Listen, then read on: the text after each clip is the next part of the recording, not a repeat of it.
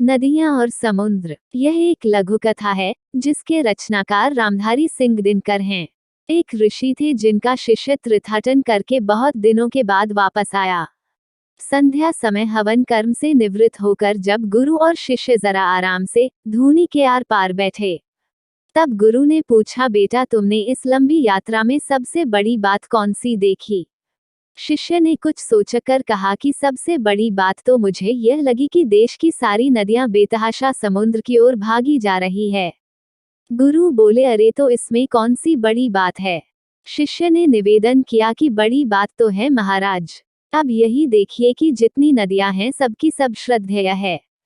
उनका रूप मनोहर और जल सुस्वादु है और उनके किनारों पर इतने फूल खिलते हैं, इतने पक्षी चहचहाते रहते हैं कि आदमी का जी वहां से हटने को नहीं चाहता।